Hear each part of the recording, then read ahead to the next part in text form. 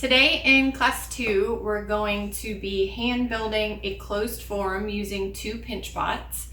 And please send me all of your projects and emails. I really want to see your progress. And if you have any questions, feel free to email me. All right, I hope you have fun doing this project and turning it into basically anything you want. The tools for today are clay, sponge for cleanup, fork, and if you want some optional tools from your kitchen, you can grab a spatula and a wooden spoon. That should be it for today, so very basic.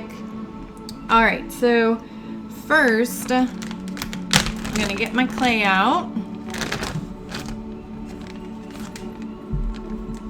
As you can see, I already have my workspace set out. I have my tools. I have this plastic fork. If you don't have a plastic fork, you can use just any old fork. I also have my spatula just in case I want to use it for smoothing. And I have this wooden spoon. I can use it for paddling. I'll show you that. And I also, just in case, I still have my tools from my last video, which would be this paper clip. I have a bowl of water for cleanup or re-wetting any clay, and I have my sponge. The size that we're going to need today is similar to the big size that you used in the last week's project, which was about the size of an apple. If you want to go a little bit smaller, that's fine. Your form will just be smaller. And you might also want to think about like making more than one hollow form. I have some examples of ones that I have in process. I'm gonna move my mat, it's a little sticky, and I'm gonna just work on here. So this one is one that I did a while ago, and it's a hollow form. I don't know if you can hear that jingling. And then I added the head and the tail. So that's one in process one. And then this one is also in process. This is a hollow form. And I'm just turning, these I turned all into birds. And this one is gonna be a little vase or something. You can see there's a hole in the back. And this one is still, I'm still working on it. It's still in that leather hard phase. So I can still do any textures if I wanted to add some textures for like feathers, or if I want to add anything on still, I can, and I'll show you how to do that later in the video. All right, so back to our current starting place. We have our ball of clay. I would say this is probably about a pound if you have a kitchen scale, but if not, you can just kind of guess about the size of an apple.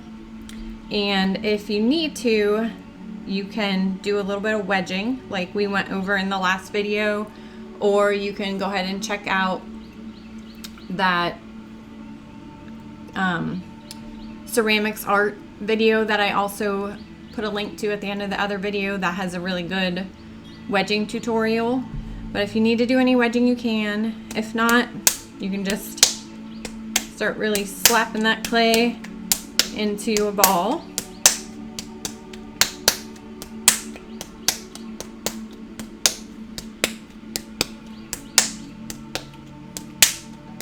Please let me know if you have any suggestions or want me to show anything else or make any other tutorials that you can do with your clay and stuff around your house, around your kitchen, since we're not in the pottery studio right now. Okay, so I have a nice round ball. If I want, I can do a little bit of rolling on my cloth on my workspace. Then after we have our ball, we're gonna take our fork and we're just gonna use it like a knife, the handle end, and we are just gonna cut our clay in half.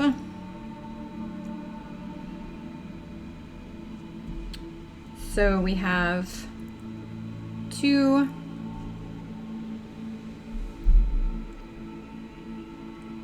dome shapes that are pretty similar in size. Okay, so you can set one of those aside, and we're just gonna work on that basic pinch pot that we did in the last lesson. So I can hold it in my hand, and I'm just gonna use my thumb, put it into my plum again, and pinch and turn that half dome, holding it in my hand.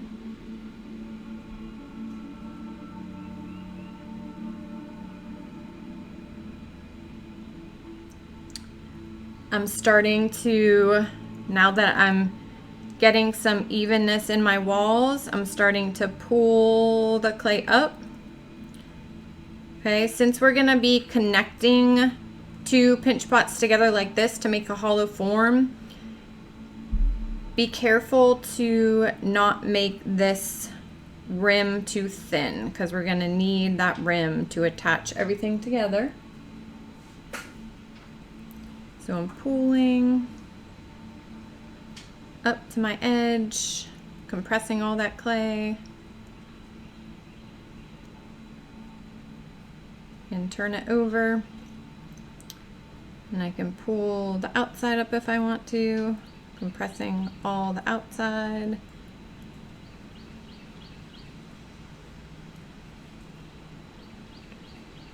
So it's so nice out today. I have the windows open, and I can hear the birds, and it's spring.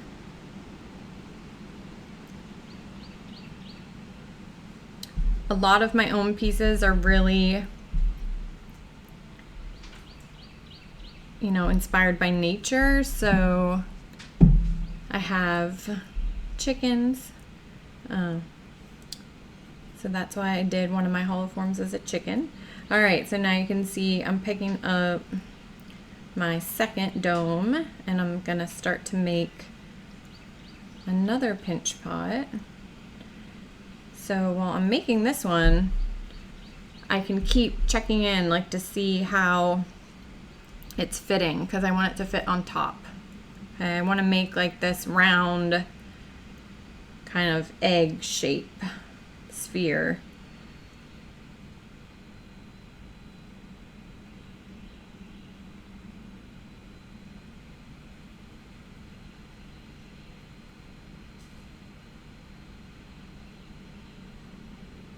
I'm going to check back in.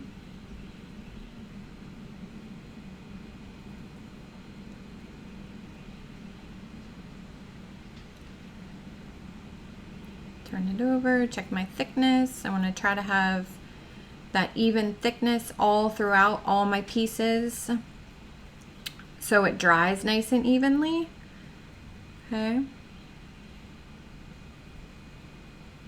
All right, I'm going to check to see if I fit.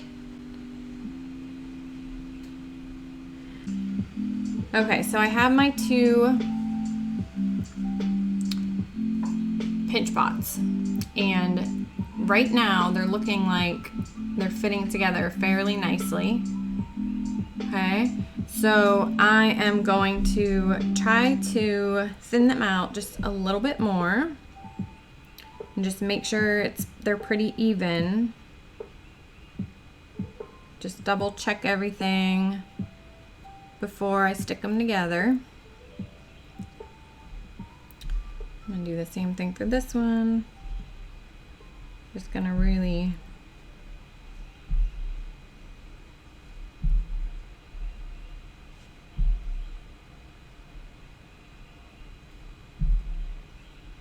okay. Then I'm gonna just tap on my tabletop, like dome down. So I'm gonna dome down, tap for both of them. And that's gonna give me, double check the width on this one since I was playing with it a little bit more. And then do tap tap. And that's gonna give me just a nice flat surface for my scoring, which is scratching into the clay.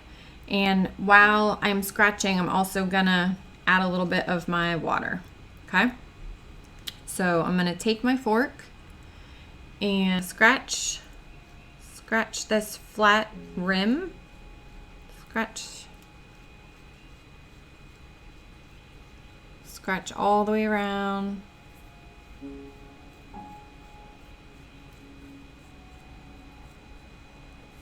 Okay, and then I'm going to scratch.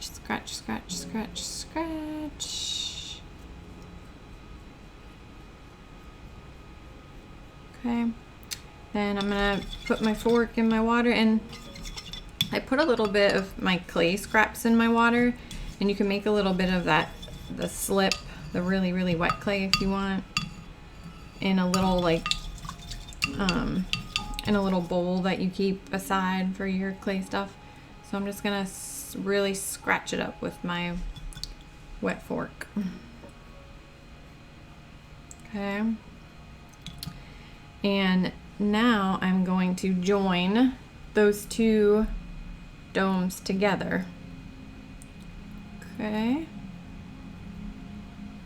And I'm gonna kind of wiggle them just a little bit. Give them a little shake. Shake! Wiggle and jiggle them. All right, and I'm going to set that down. And then I'm gonna take my placemat back over because I need to roll a little coil. So I'm going to take a little bit more of my clay out. Okay, so I took a little piece of clay out of my bag and I'm just gonna make a coil. Sometimes I call them snakes or worms in my classes. So I'm just gonna roll out this coil. I can use two hands, I can use one hand. Okay, a trick to not get a flattened coil is you can hold both ends and turn them in the opposite direction and then roll again. You want to start from the middle and roll out to the ends. Placemat is not staying still. And you can make this about a little bit thinner than your pinky.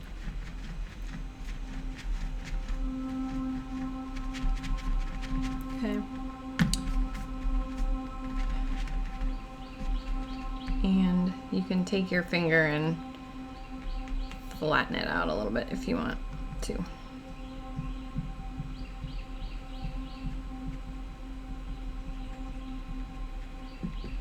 Okay. So I have my coil and I have my hollow form. So now I'm going to take my coil and I am going to place it over the seam.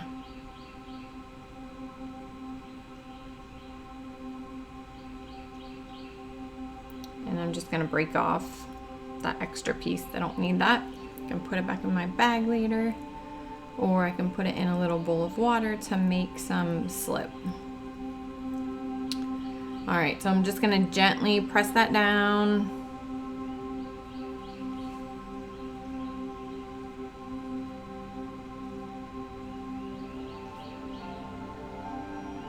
Okay, now I'm going to start to smooth those seams. If you have a spatula, you can use it. It's kind of like using a silicone rib or a rubber rib. And a lot of spatulas, the handle comes off. So if you want to, you can really just turn it into your all-time pottery tool. I also had a link in the first video to some simple hand building tools if you wanted some tools, but I mean, to be honest, you don't really need them. You can do all this with your hands and just stuff from around the house. And I was just recently at a conference with Lisa Naples, and she is a hand builder in Pennsylvania. Look her up. She has amazing work. But she was saying, you know, you don't really need any tools. Whatever you use a lot and work with a lot, that's what you're going to get proficient in. So if you work with your hands a lot and just really get used to the clay and what it does and how far you can stretch it and push it, then that is the tool that you'll get proficient in with, you know, your hands. I'm just working my way around right now, smoothing all this, and you can continue to smooth yours and really take your time smoothing yours. But here is mine, fast forward, that I did yesterday. And it's all smooth. I really tried hard to work out all the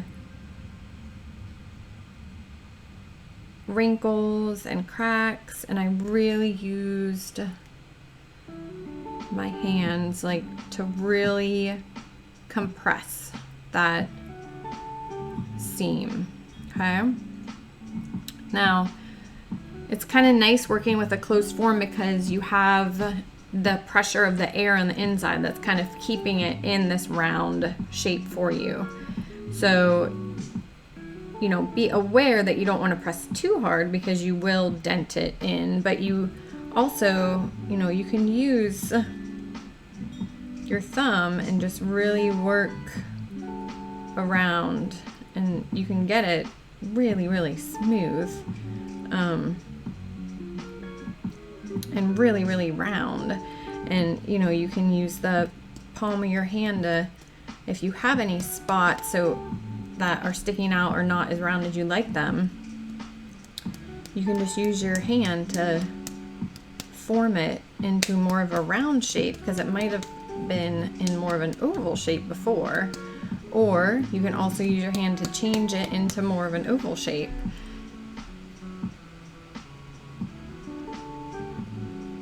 That being said, this has sat, you know, lightly wrapped up in my plastic bag for a day, so it is a little bit more firm than this one that I just did. Okay, so I had it lightly wrapped in my plastic bag for a day, and now I'm gonna start to decide what I want to make it. And I think for this one I'm gonna do another bird, but for the other one that I just did, and I'll post finished pictures of that later, I'm gonna do that one, will be the praying mantis one, and I'm gonna have my daughter help me work on it. So okay, so what you want to do is you're gonna start to push the clay using your thumbs and the air that's inside it to help you, and just start pulling this part more into like this roundish bird body. Okay, so I can start really like hitting a little bit and getting it more into that like conical shape like a bird body would be. Okay,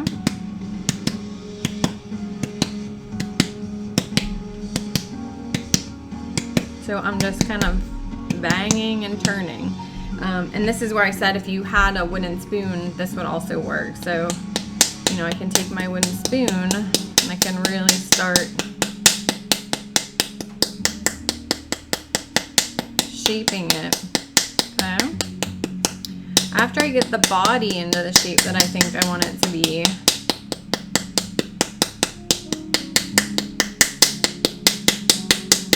I can think about adding on my head. Okay, so I'm gonna set that right there, and I'm gonna get a little bit more clay out.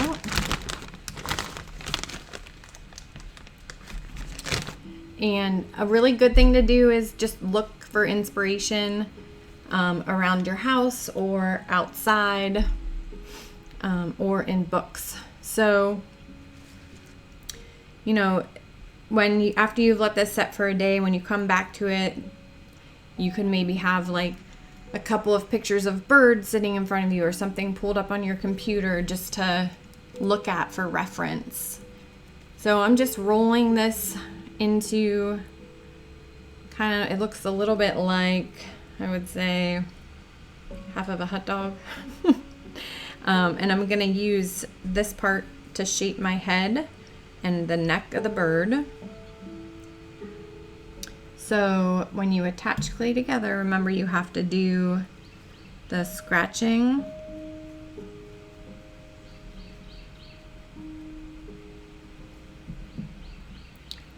And I'm going to also scratch on this side. And then I can just stick it on there, and I'm going to start smoothing it all together. So if you don't want to make a bird, you know, you can really make basically any animal that you want that has like this round body shape. Okay. So I'm going to start pressing this in and just start molding.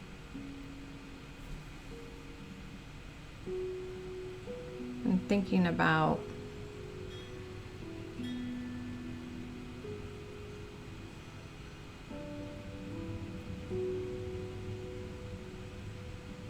my animal. So I'm just really smoothing in the back side of the head and the neck. And these are allowed to dry for a really long time because they are hollow forms. And because of the situation we're in now. So I'm not worried about anyone poking a hole in their hollow form, which a lot of times teachers will have you poke a hole in something if you have a hollow form so it doesn't blow up in the kiln. That would only happen if you had a spot that was a little bit damp inside of there or had a little bit of moisture left, and the moisture would like boil and then explode in that air pocket. But since we don't have that problem of, you know, we're not rushing to complete these, so we don't need to worry about that. So this one, for some reason, it's kind of reminding me of a guinea hen, and I have a studio member who owns a petting zoo, and she has all these guinea hens on her petting zoo, and we've talked about getting them for our family. They're really good at keeping ticks away. So this guy, to me, he just started looking like one of those guinea hens. So that's what I'm going to turn him into, and I am looking at a picture sitting in front of me. So they have like this really small head, and they have a really bulbous body, and you can kind of stretch this part out down here and, you know, use that air in there to help you. And you can mold. So I'm making the tail, and if I didn't want to have to worry about like stretching out my hollow form and molding, I could add a piece. Just anything you add, just remember that you need to score it and add a little bit of water in there, and just really take your time smoothing. Okay, so I'm going to continue to work on this later. Okay, but now I want to show you just adding some textures into one that is ready to add textures into. So this one, you know, you have your hollow form day one, making my hollow form. Then you put it in plastic and you let it set for a day. Then the next day you can come back and you have your second step, which is, you know, forming the animal that you want to make. And this can be day 2, okay? Or you can wait another day, because as long as it's still pretty pliable, you can work with it, okay? You keep it in that plastic bag.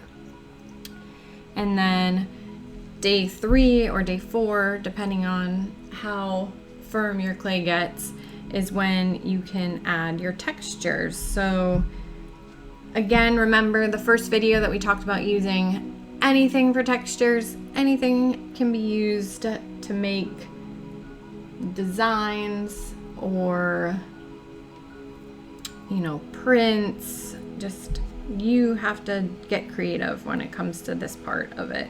I'm going to carve into my clay.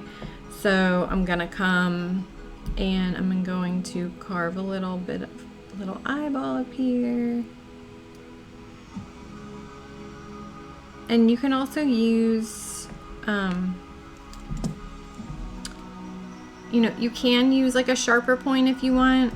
I like a ballpoint pen because it really pushes the clay out of the way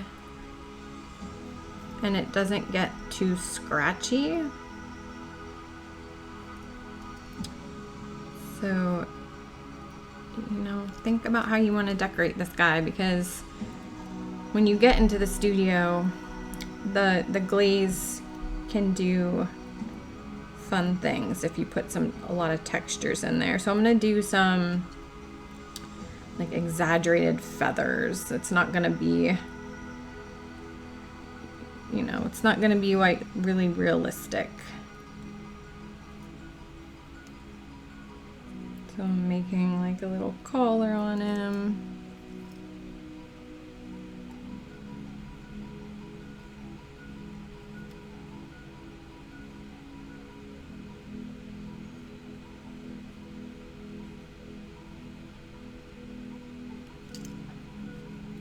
Okay, you can also think about if you, at this point, you can still add stuff. Like if you forgot to add something the day before during this more wetter phase, you can still add stuff.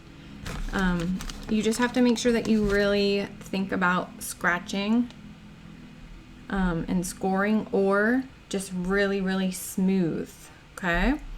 So I'm gonna put a little like tuft of clay on top of this person's head, this bird's head or whatever we got going here. So I'm just gonna scratch a little bit.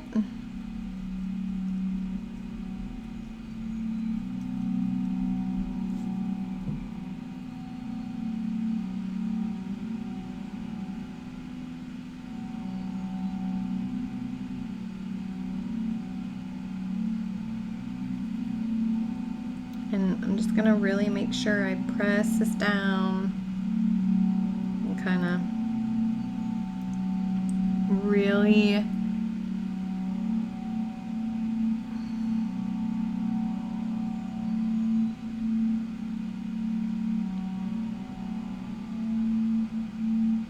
work it in so it's not gonna fall off when I'm firing and when it's drying. And one thing to keep in mind,